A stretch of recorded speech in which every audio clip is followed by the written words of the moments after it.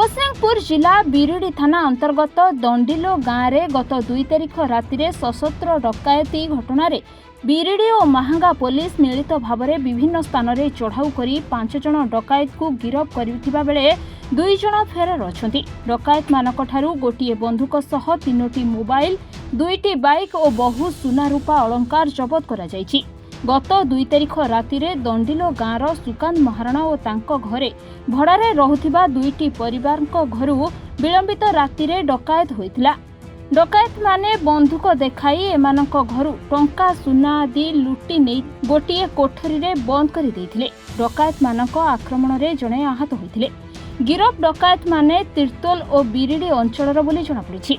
एमानक नारे पूर्वरु एकाधिक मामला रहिथिबा पुलिस पक्षरु सूचना दी जायछि।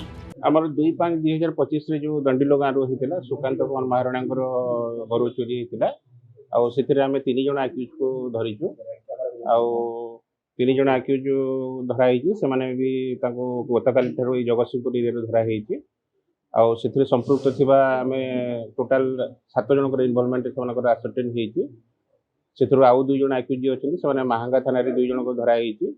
सेथिरो तांकर जो धरा हेछि तांको भितरु जनक पाखरु फायर आर्म्स सीजर करा हेछि जोटा कि व्यवहृत हेतिला बिरिडी थाना रे आ सेमान को मध्ये हम रिमांड देबो।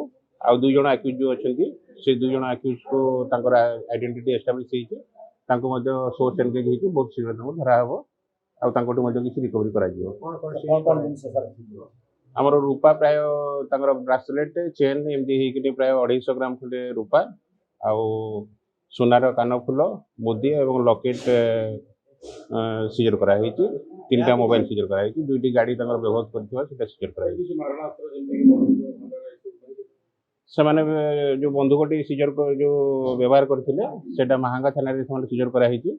आ ए जो अक्यूज माने अछन्ति सेटा हम से माने को इंटरोगेट करूछु आ किछि जे इन्वॉल्वमेंट आ सागर शॉट गला परे जे किछि ये हो से अनुसार मारणास्त्र सीजर करा हेछि।